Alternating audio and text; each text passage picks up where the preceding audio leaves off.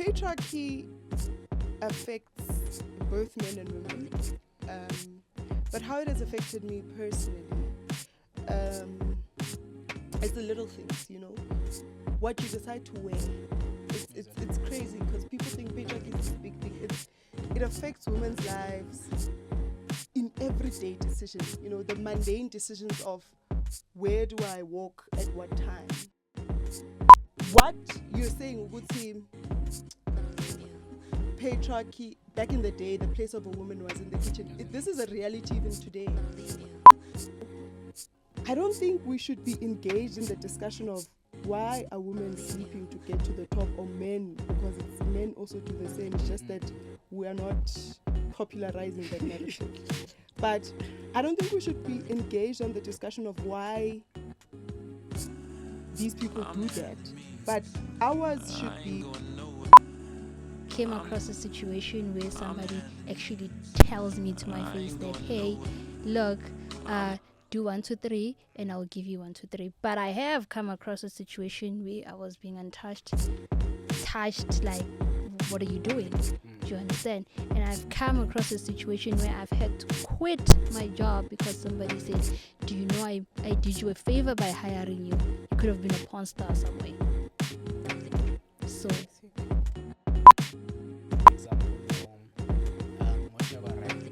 she said something about our precious Tyler, right? She's like, hey, this lady is busy, showing what. She was basically downplaying her whole thing, basically saying, see, she only got there because she gave it up, I guess.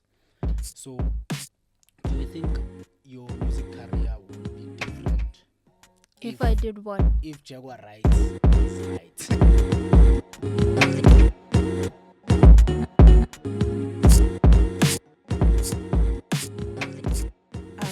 Hi guys, welcome to Untold Perspectives. Your host is Usamgelo Kambule, a software developer, a teacher by profession, and your wise sister, I can say.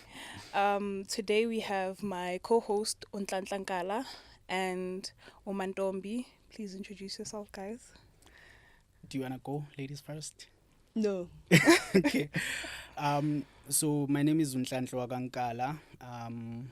Only here to support my sister. This is a podcast. For those of you who know me from SafeSpace podcast, what we noticed is that the conversation doesn't only have to be about men. We also have to include the ladies. So this is what we are trying to do with Untold Perspectives. We are trying to tell the story from a lady's perspective. So I'll just give it over to our guest, Sis Mantombi, who's going to tell us a bit more about herself. Hi guys. Hi. My name is Mantombi. I am a lot of things. But really, I think what's important, or what are the main things that actually describe who I am or what I do for a living.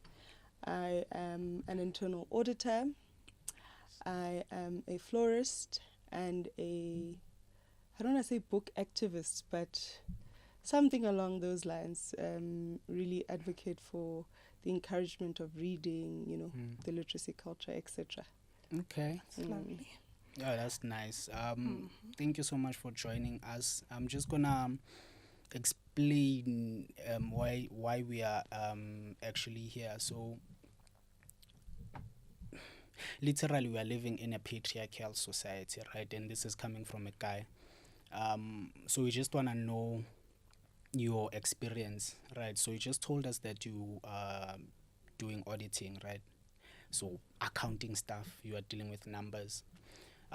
In the past, I don't want to sound really, I don't want to sound cancelable, but it used to be so it used to be a thing of a woman's place is in the kitchen. That was the norm, right? A lot of things were just centered around men, and particularly the area or the field that you are in is very male dominated. I don't know about now, but in the past it was very male dominated.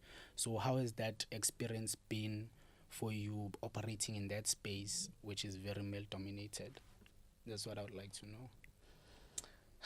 Look, man,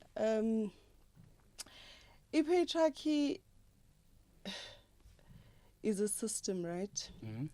That not only terrorizes, I don't want us to look at patriarchy as a system that only terrorizes women, but it also terrorizes men. Is it? Because it's not alone. So it's in bedmates with capitalism, white supremacy, and it really survives because of all these other things that it's in bed with. So living or trying to survive in a patriarchal society is one of the hardest things, not only for women, but for men as well. How does it affect us, though? Sorry, before you Oh, it's fine. Without Answer it the way that you want to answer it. So like I was saying, I just wanted to know how the experience has been for you, especially in the field that you are operating in, largely male dominated. We also know that in the past it used to be a norm to say, yo, a woman's place is in the kitchen, you're just supposed to take care of the children, and that's that, right? So how has that affected you as a woman in that sort of field? Okay, we're just gonna go straight to the question, I guess. Look, patriarchy affects both men and women, but how it has affected me personally, it's the little things, you know, what you decide to wear. It's crazy because people think patriarchy is this big thing. It affects women's lives in everyday decision. You know, the mundane decisions of where do I walk at what time, what do I wear. This is all affected by patriarchy because it instills some sort of fear in women, right? So I think for me, patriarchy terrorizes my life and every other woman each and every day. But how it has affected or how I've survived or what are the things that I went through living or rather working in a patriarchal society or in a male-dominated industry is that, so when I started working, obviously I'm an intern and there were other male interns, right? And what you're saying, would seem patriarchy, back in the day, the place of a woman was in the kitchen. This is a reality even today. Is it? So when I got there, I want to make an example so you understand it. I got there, what would normally happen is we're all in the same position, but when it's time for lunch, it is automatically the role of the woman to go and buy the lunch or prepare the lunch. It's the little unsaid things, right? And the women are given responsibilities that not necessarily affect the work. For example, I'm in auditing, but the little plan events, we're having a what, please go and pick up what, things that don't really, are not Align going with to your help me work. grow in my industry, but just mundane things that will really put me 10 steps back, right? Or put you in a box. Yes, but for a male, you are there, you are working. You are not expected to do these other smaller nyana things that have absolutely nothing to do with why you're hired there. So I think it took me some time, one, to try and adjust and try to be able to grow some backbone, and start really focusing on why I'm hired there. What is it that I'm going to do to grow? What is it that I should be doing for me to get to the next level? Not what is going to put smiles on people's face. That's not going to make me grow in the industry. It's not going to make me climb the corporate ladder, unfortunately. So yeah. Wow. Right. Sounds hectic, but Our it's mic the has reality, fallen, but I hope that for the sure. sound is good. It's fine. Yeah. Okay. You also mentioned that you're a florist. How is it been for you? Like, what does being a florist mean to you? What is a florist? What does being a florist mean to me? It means a lot, I guess. I love flowers. I love arranging flowers. I love plants. Because I just love seeing something start from small anyana seed and growing into this beautiful, or blooming into this beautiful bright sunflower. So for me, it's I didn't get into the business for the money, but it's something I passionately really, really loved. And I was raised by someone who also, maybe that's also the reason. I was raised by someone who also was a planter. Like my grandmother really, really loved her flowers and her garden. And that's how I actually got into or fell in love into the whole florist business and etc. You know.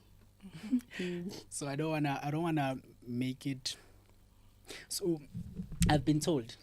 Obviously, I can't speak for women, but what do you think? You shouldn't actually. Yeah, I shouldn't. I literally shouldn't be here, but it's fine. I'm just a mediator. But you get stories. You get stories of women. I don't want to, say offensive things, but people who sleep to the top, right?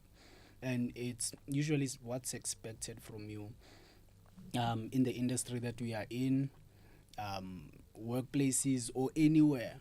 So I don't know how do you feel about that? And not in a judgy way, but how do you feel about people who feel like they can use their body to get to the top?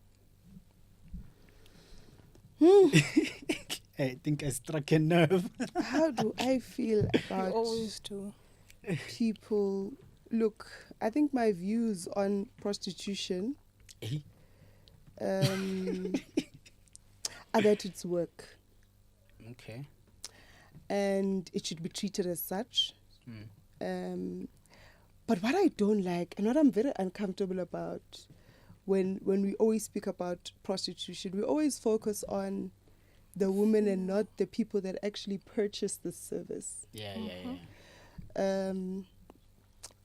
Okay, but that's just on a side note.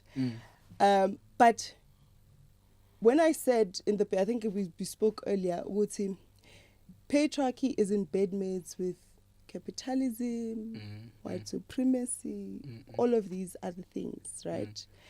And unfortunately, it is unfortunate that both men and women or other people find themselves in a situation where they have to do certain things to get to the top. Now, I don't think we should be engaged in the discussion of why are women sleeping to get to the top, or men, because men also do the same. It's just that we are not popularizing that narrative. But I don't think we should be engaged on the discussion of why these people do that. But ours should be, what are the causes? I think the most important thing is we find ourselves in such a difficult economic situation where people are now forced to doing things that they ordinarily wouldn't have wanted to do, right? I mean, if someone really is a sexual being, and I think this is what patriarchy does, it says women can't be sexual beings. And I think that's a problem. Because if you can be a sexual being, then she can also be a sexual being. There's nothing wrong.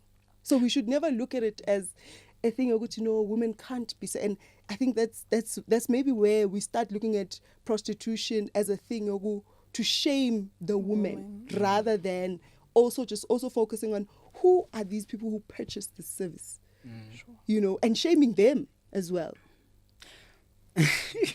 If it is a shame, which I personally don't think so. For sure. I think people should be allowed to do whatever they want to do, and I'm really for sexual freedom. It makes sense. And then in terms of purchasing, mainly referring to your florist business and moving from this topic because it's intense. How does your business function, like in the township, and are our mates of color supportive? Because they don't really believe that they buy flowers. They believe that they buy flowers for the dead and not the people who leave. So how does that work for your business? Look, when I started selling flowers, I think that was also the narrative that actually I won't get support from my people. But contrary to that narrative, our people or people of my color actually do buy flowers. 90%, if not 100%, of my clientele are mainly my friends who buy flowers for my friends who are girls who buy flowers for themselves, my friends who are male who buy flowers for their special counterparts. But there is, I agree with the fact that there is that narrative that says we buy flowers for the people who are dead, and that's why there's a saying that says, they're saying, buy them flowers when they can still smell them, something like that. For sure. There is that. Give them the flowers whilst they give them still, flowers when they can still smell them, right? Sure. So there is that. But I think slowly but surely we're moving towards people buying flowers for the, for the sake of special ones. Yeah, for for the sure. special ones. And I mean, my clientele is people of my color, and I'm happy, I guess. It's lovely to see that happening. Yeah. We've been waiting for it to happen finally. To add on that, normally in the patriarchy, as you talk, men didn't really believe in women owning businesses. So how is it that you handle having a business as a woman in a black society and also a patriarchal society? How do I handle having a business in a patriarchal society? With people who think like that, who think women are supposed to be in the kitchen and stuff, and Look, I think we disrupt patriarchy the minute we wake up. Yeah. The minute we wake up as women, we walk out there, we challenge the status quo by not feeling ashamed of what we wear, what we say, So I think for me, the fight against patriarchy, it's exhausting for women because it's an everyday fight, but we're going to do it. We continue to do it every day. Owning a business, I think for me, has not been I think everyone owns businesses now. Like everyone starts a business. It's not a big thing now. Where it's like, oh, she has a business? Wow. Everyone starts businesses. And I think that's great. I think for the longest of time, we never had a society that was pro entrepreneurship and business and. So I don't think I've faced much challenges with regards to my florist business. Because, I don't think I've faced much patriarchal barriers or whatever with regards to the florist industry. I think, in fact, most people that are florists are women. Yeah, I feel like that's like one thing. I don't want to sound very, white again, I'm going to get cancelled in this show. But I can't see a guy arranging flowers, dog. That's just... Well, there are. The person that actually taught me is a guy who's making lots of money. He's supplying to your Woolworths, all these different stores, garages. He's a male dude who does flowers, who taught me how to arrange flowers. So I guess that sort of brings me to my next question, Jorge. What sort of made you or pushed you towards that? Because I wouldn't go start a side hustle that's gonna give me problem when I'm doing auditing. I mean, the bag is secure. So why was it a money thing, or was it a thing of I'm not passionate about this, or what was the driving factor towards you deciding to go that route? Look, I think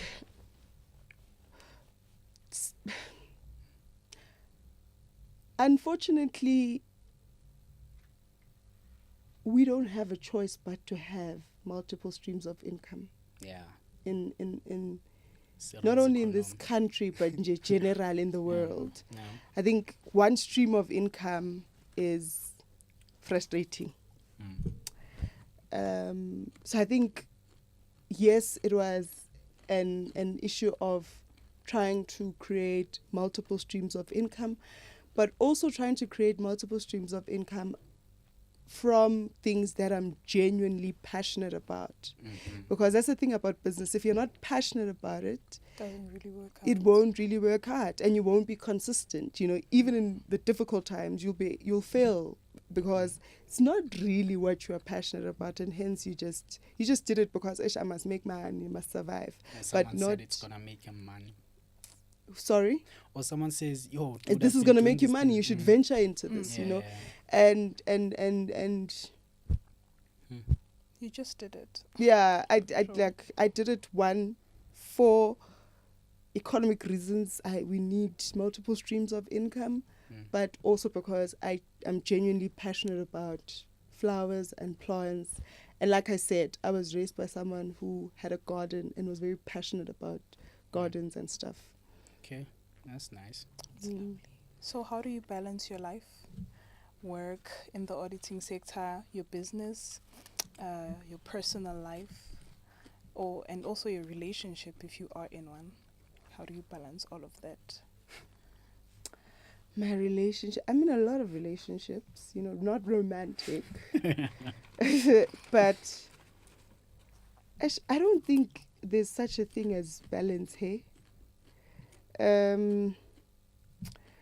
I think we just really try to make it work. We wake up every day, or I wake up every day and try to make it work. What works for me may not be what works for the next person. Sure. But I think I understand. I was arguing with some person who was just complaining about work and how hectic work is and how they don't prioritize our mental health. I don't believe in work, and I know maybe people will attack me for this, but it's fine. I don't believe in work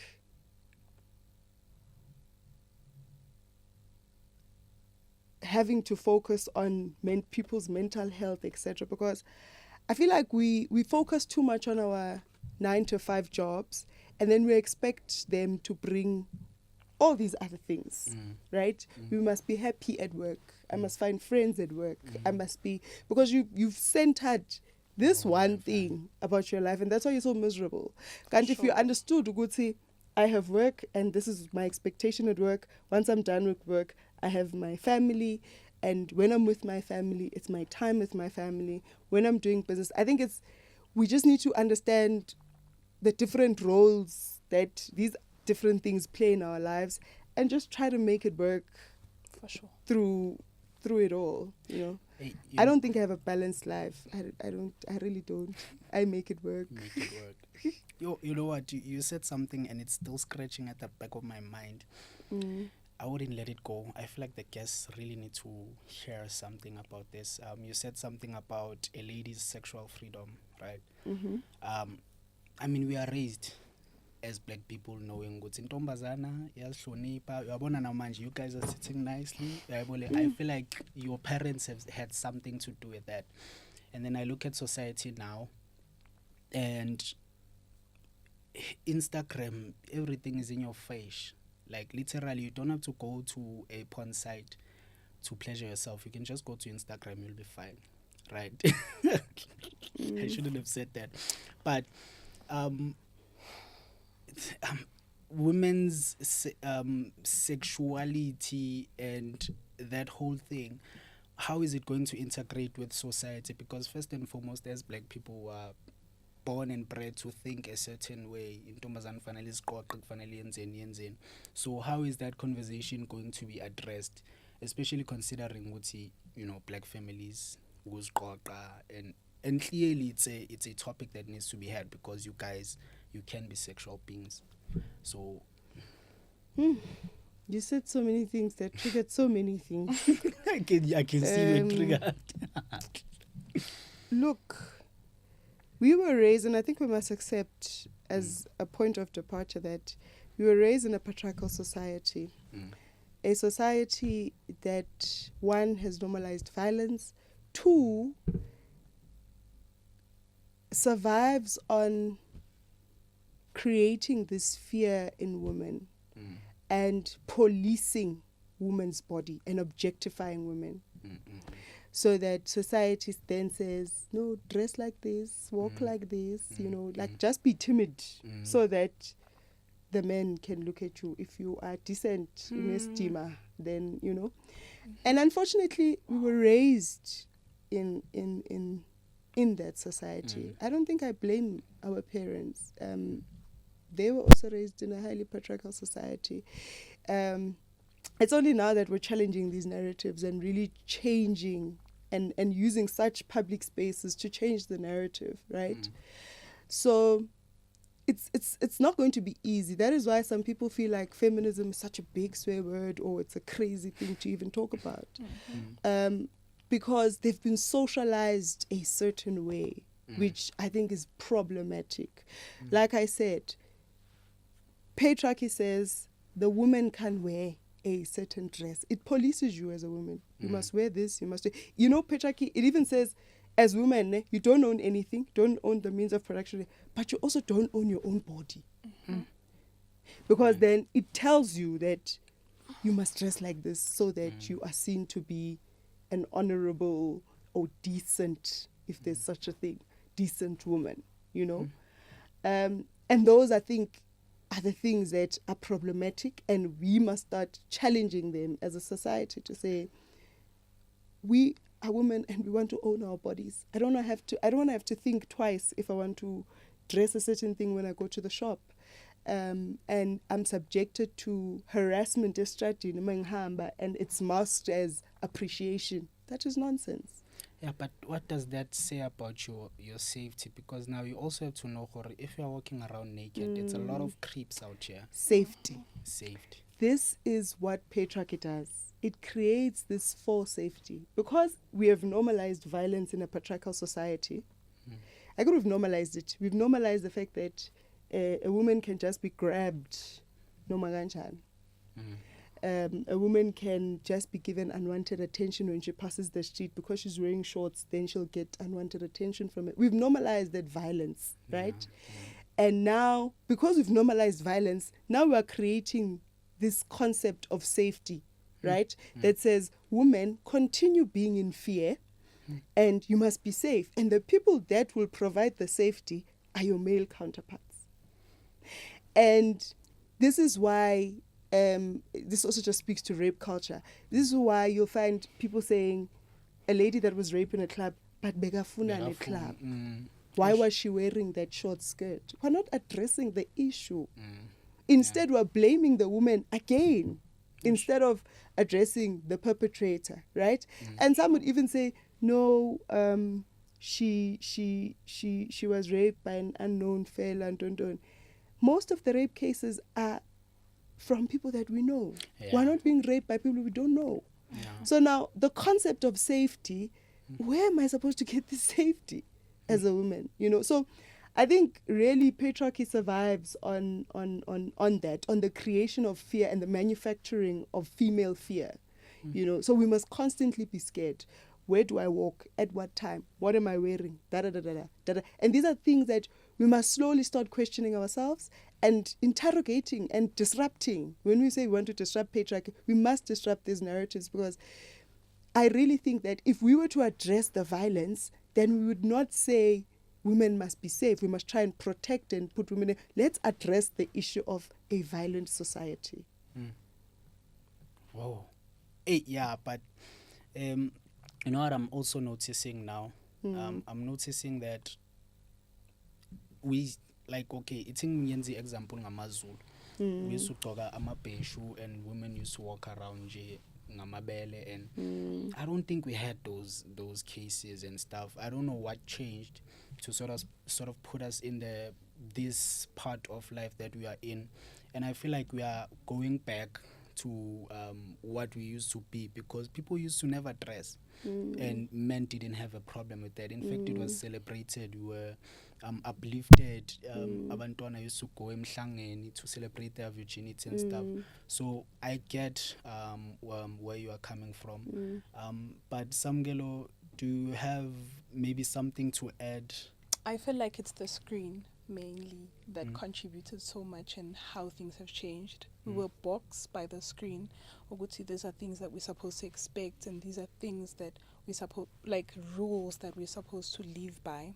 So a lot of people are now brainwashed into thinking such things like being victimized is fine, which is not okay, right? And it's never addressed, because we see it in the news. Most cases go unsolved. So yeah, I get it, but I feel like we as the youth It's a youth, right? Yeah. That one we is shit. we can totally change it because we are changing a lot. Mm. So one day, hopefully. And things are not the same now. Yeah. Yeah, and you also said something about feminism. I'm just gonna go ahead and just say this thing. I feel like there's an agenda against men in general. I get what you are saying, and I'm all for what you are saying, and all the things that you are saying are valid, right? No man is born an abuser, no man is born a rapist or whatnot. Something changes along the way. But now, I feel like when we talk about feminism, of course, when it started, it was for the right thing, reasons. A woman's place is not in the kitchen. You are capable of so much more, right? There's a lady who flew planes for the first time. We don't talk about those things, right? So ladies can do a lot of those things. But now I feel like where feminism is now, it's no longer about your equal rights in the workplace. It's like, yeah, a man is nothing, and if I'm earning more than you, you are nothing, right? So what's your perspective on feminism, and what does it mean to you? Maybe you can sort of give us an insight of how you take it. Look, I think in feminism, we've put a lot of English into feminism, honestly. Yeah. And there's different types of feminisms. But in simple terms, for a layman to even understand, is that feminism or feminists advocate for the equality of all genders. Full stop. We're not even going to add too many things there. I think we've put too much English in this whole, and that's why people now see this as some swear word of some sort. Yeah, because now it feels like men are being attacked. And just to also correct that, feminism is not a war against men. We are advocating for the dismantling of patriarchy. Patriarchy that not only terrorizes women, but it terrorizes humanity. Yeah, it does. Because, like I said, it is in bedmates with capitalism, white supremacy, etc. So what does capitalism do to human beings? What does white supremacy do? So it survives because of all these other things that it's in bed with, and hence it will not only terrorize the women or the other marginalized genders, but it will terrorize even the man himself. The narrative that indoda must, that is a problematic view. Yeah. It's a problematic view, because it communicates that a man must be at a certain economic position, and I am in essence objectified as the woman. It's a transactional relationship, right? And I'm not with you because I like you, but I'm with you because of your economic status. And it continues to perpetuate all these things that we're fighting against, the capitalism. So such narratives are problematic in society. And I think those are some of the things we must address actually in these platforms. Yeah, I know. This specific platform. For sure. Yeah. But really, feminism is not war against men. I think people who use feminism to fight men, I think there's someone who said to me when I said I'm a feminist, they said, oh, you're a feminist because you hate men. I'm like, no, I don't hate men. I love men. I love it. It is the system that is the problem, right? That has created these men, right, who benefit from, not all, some benefit from patriarchy, right? And hence now it creates these individuals that will want to constantly put women as, subordinates, and so that they feel some sort of power. It's also a power issue. But yeah. Yeah, because that's what I've been noticing, especially on social media. It's no longer about why it started. It's more like, we are attacking men in all angles, right? For sure. Yeah. I think some people have even said we're angry feminists. We're not. Yes, we're angry at the system, but we're not saying put men here, put women here, let's fight. No, let's dismantle the system. Let us change how we raise our kids, and change the narrative, change the culture, because culture continues to evolve. There's certain things, some people use cultural norms and say, no, but culture it. No. Yeah. Culture is made by us, and we must. It evolves. Yes, It evolves with the precise. time. Sure. Okay. So in general, because I asked earlier, Owuti, how do you balance, like, what challenges have you faced in terms of owning a black business as a florist, and also in a black community? Like, yeah, for sure. Like, owning a black business in a black community and also having to balance work. Yeah. Okay, what challenges have I faced? As a small business first, I think starting a business is one of the most challenging things, because one, if you're not a finance person, you must have some sort of financial literacy, have a good relationship with money. And I think that was one of the most challenges that I had, because I didn't have a good relationship with money. At some point, I struggled to separate the business and my personal life, where if I'm broke, then I can borrow from my business, and never really return the money. So I think those are some of the... So financial literacy, I think, is a big thing when you start a business, because I think we unfortunately, our schools don't teach us how to run businesses, and I think maybe if these are things we learned, like, as a subject, a total compulsory subject from foundation phase, then we'd be able to run and manage our businesses. So I think the managing of the business, in managing your inventory and stuff, financial literacy, and marketing was also an issue. I think to do really, really well, you have to pay some sort of paid marketing to really market your business. So I think that was also another challenge that I faced. What other there are a lot of challenges. Like we could end, I don't know, at 10. Yeah. Me just telling you about challenges that I faced. So what kept you going? What kept me going?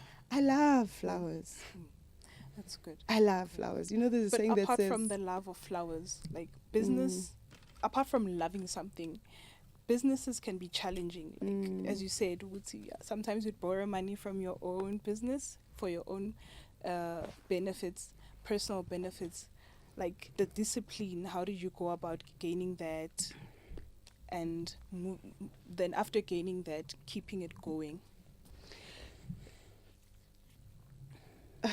Workshops, attending business workshops really helped me out on how to manage your business, how to run your small business, how to grow your small business, because I don't think I would have done it if I wasn't reading about business and running a business, because I would have constantly treated this like my piggy bank, just go and take whenever I want to take. So I had to learn over time through consistency and practice. Uguti, this is a business. Look at it as a business and not as mantombis, And I was telling these other people the other day, Uguti, my mom was having a gala dinner this other time. That's another challenge where family feels like, because we are selling flowers, then they can get flowers for free. So there's also that, So my mom was having a gala. The week before the gala, she tells me, hey, my sister, I need centerpieces, right?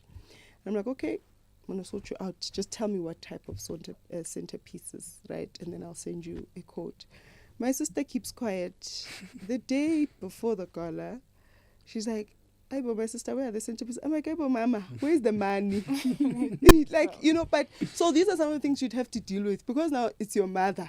Now, so that separation as well, where your friends or your family don't treat this like an actual business. And they can only do that if you treat it like a business, to say, if you place an order, this is the process. I mean, for any institution or any business to continue running, you need some systems in place. And if you've put those systems in place, whether I'm there or I'm not there 10 years later, the institution or the business will continue to run because we've put systems in place. So, yeah. Sounds proper. Okay. So just in closing, we actually have another guest that's going to be coming through. We just wanted to know, I'm sure there's a lot of little girls watching you, getting inspired. So what would you sort of advise them to do should they decide to go the route that you did? Because it seems like it's working out. You are glowing. Which route? Of doing work and a business and balancing that, because I feel like the society and Cyril Ramaphosa's economy has made us perform magic tricks and miracles, but South Africans adapt, right? So what advice would you give to a little girl watching out there and she's like, yo, she's so pretty, I want to be like her? They must not be like me. Do not. But look, I think my advice to any young girl aspiring to make magic, I guess, is to always do what you love, one, or what you're passionate about, or what you're good at. You know, there's this thing, there's inborn talent. I don't believe that. I feel like you can get a talent and a skill as and when you grow. So do what you love. I don't like giving advice. It's the same way I don't like watching motivational speakers. Yeah, but me too. do what you like and what you love, and the passion will definitely drive you even through the difficult times.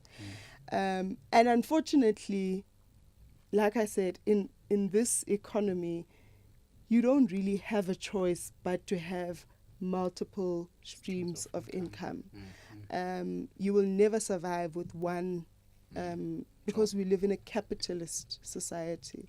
So to survive, you really need to start thinking of different ways of making money. And I like how things have changed now. People make money through anything. By having a phone and speaking and getting 1 million followers, now I get paid for that. So find what you love and what you're passionate about, and do it. If it's books, do books. You know, be a book activist and speak about books, and that can bring some extra cash on the side, then that's great. But unfortunately, we don't have a choice but to be. We got it, eh? Yeah, we don't have a choice. Okay. I'm bad at giving advice. I'm so sorry. No, I'm very inspired right now. So, is there any places that we can find you? Where can we find your books? The books that you are doing activism about, social media, your business? Okay, so we are Flowers by Lucy on Instagram, I think, and Facebook. And then with the books, we have a book club. We've just recently, we're about to actually, next week, Monday, launch our website. But you can follow us on social media for now, which is Moving Spirits Book Club.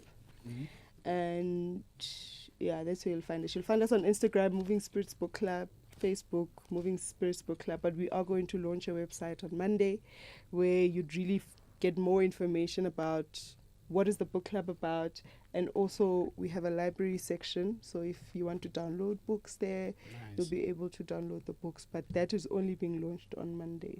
Oh, I'm so excited about that. Samgala, do you have anything? No, it was lovely having you, and you've triggered a lot more topics to talk about in this podcast. Because I see you, Wuti, there's a lot of things that we need to address, but you're quite a motivation, and you should keep going. Yeah, thank you for being here. Thank you so much, guys. Right, thank you so much for having for being with us, Mantombi. So for those of you guys who are sitting at home wondering how you can find Usis Mantombi, she's given you her details. Up next is a very good friend of mine, Ushila Ramambira. I hope I said it right. But her name is Awkward Me. She just released an EP and she's the most awkward person you'll see or meet. But yes, there she is. Okay. Hey guys, my name is Awkward Me. I'm a musician, filmmaker. Mm-hmm. Okay. That's what do you want me I I mean, when I What do say you do for a filmmaker, living? like I'm summing it up. Apart you from know, music, what do you do? I edit. I do some dit work. I do what that guy is doing. You Yeah. edit. Yeah. she's Lovely. quite good. Well, Sheila, when did you start making music? What So- inspired you to make music? I'm not gonna say nothing inspired me. Mhm. I'm not gonna lie, nothing inspired me. I started doing music in 2021. We were in a studio, we were doing radio back then. It was me, two friends of mine, Upigi and Kwazi M. Some of you might know Kwazi M. She Yeah, dope we know. like that. Yeah, we know. And Kwazi M. And Kwazi was recording her music, you see. And then Biggie had this other beat, and he was like, you kind of have a voice, voice, you know. Just try doing something there. Mm. And yeah, that's how it all began. Lovely. Wow. So how has your music journey been ever since you started? I mean, so far it's been smooth like gravy, you know. It's just that, yeah, well, the type of music I do, it's kind of, you have to ease people into it. Because I've heard many mixed reactions, good ones, but mixed. Some say, hey, some confuse me for a white person. Before they see me, they hear my voice, and she's white. And then they see me and they're like, It gives Billie Eilish. exactly. And somebody once said, you make music for porn. Seriously. So I can see that happening. there's that. It's the craziest thing. Wow. Okay, Sheila, you said something about you being in the film industry, right? A field that's very infamous for sleeping your way to the top, My right? God. I didn't do anything like that. No, we just wanted to know if you've had an experience where someone was like, yo, do a favor for me, I'll do this for you, I'll make you a millionaire. Because like we hear it every day. I don't know if allegedly one of the famous guys, he just trended because he was there was a girl who wanted to be famous, and then she was using sex, and then as soon as that happened, and then she said umraipile. I don't know how that case is going, right? But has that ever been an issue for you, and how have you circumvented that? First of all, this is very nerve-wracking because I'm not used to being in front of the camera. I'm the one behind them telling people what to do. So, but I've never came across a situation where somebody actually tells me to my face that, hey, look, do 1, 2, 3, and I'll give you 1, 2, 3. But I have come across a situation where I was being touched like, what are you doing? Do you understand? And I've come across a situation where I've had to quit my job because somebody said, do you know I did you a favor by hiring you? You could have been a porn star somewhere. So I just had to quit. 'cause Straight I to was your like, face. not straight to my face, straight to somebody else's face.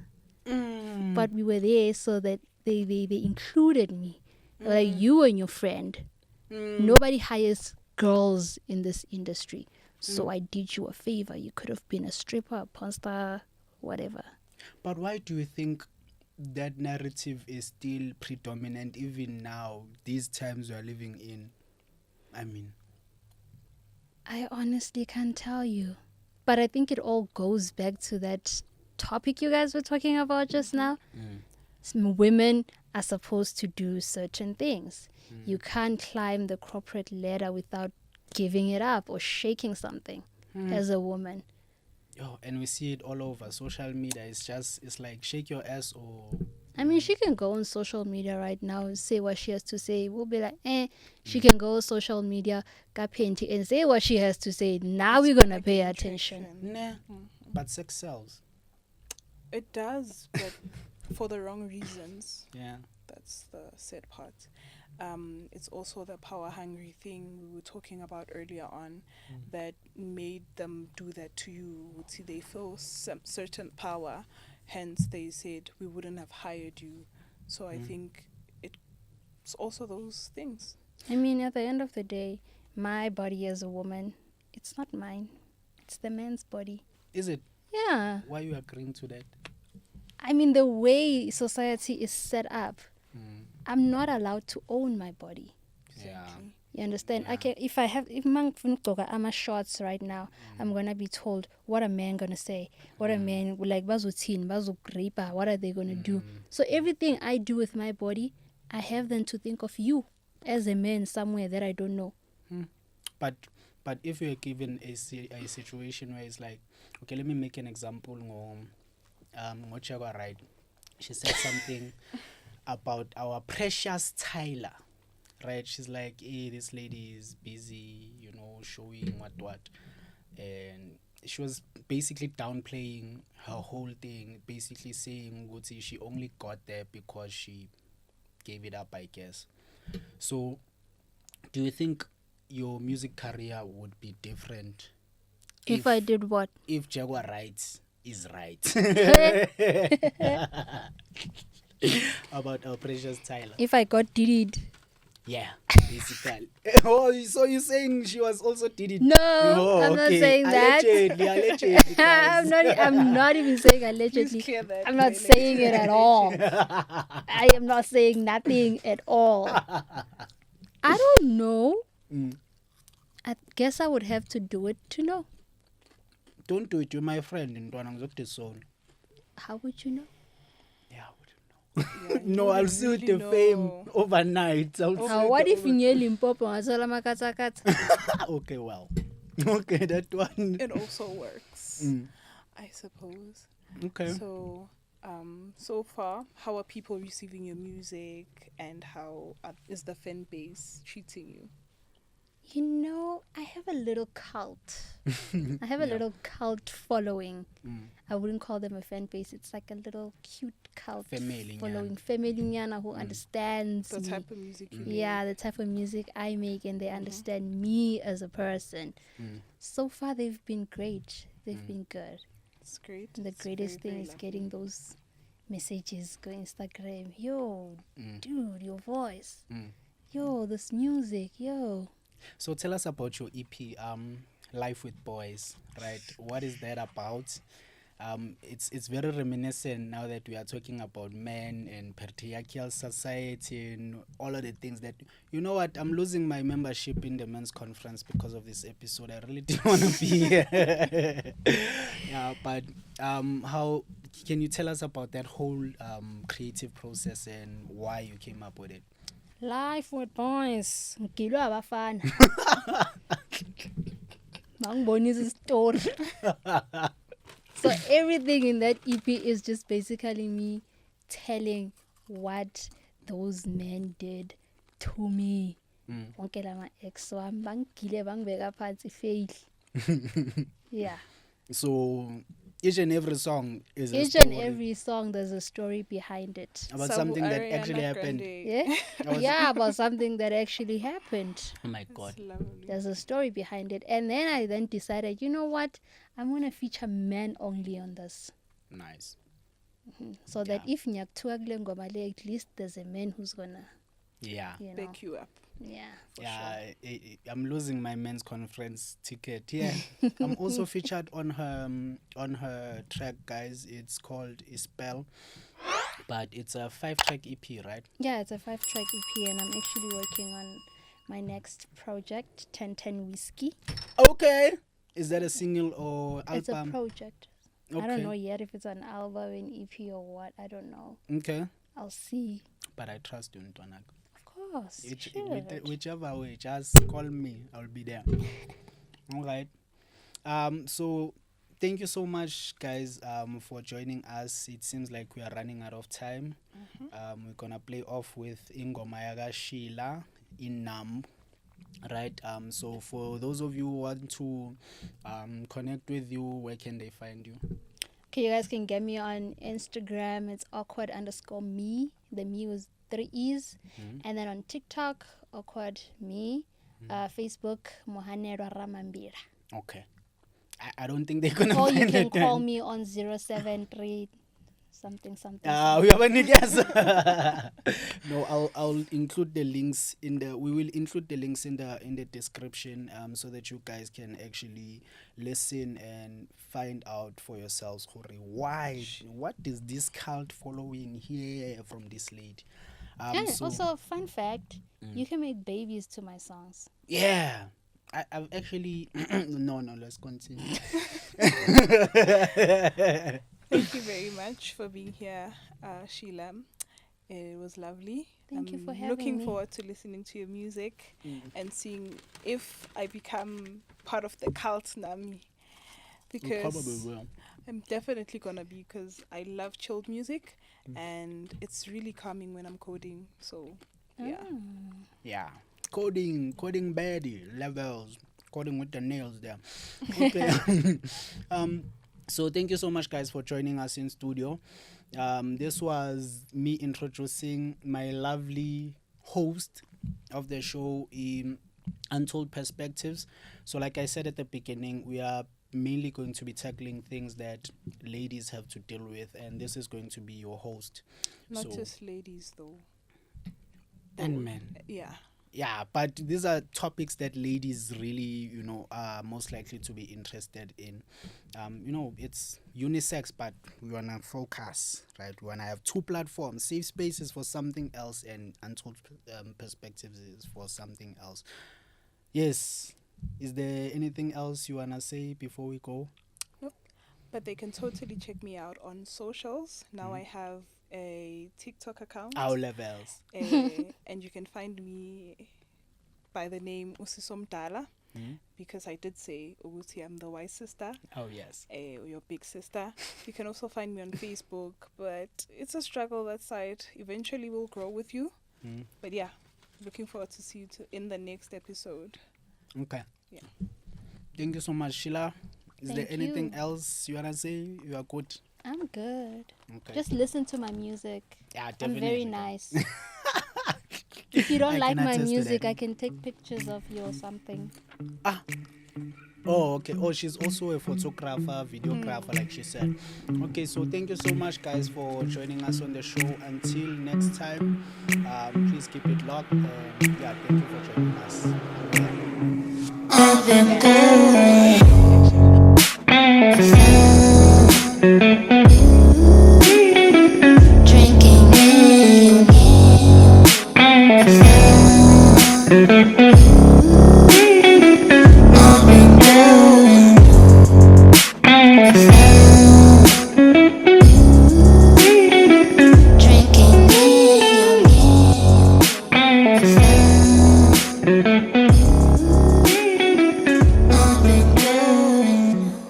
Drunk and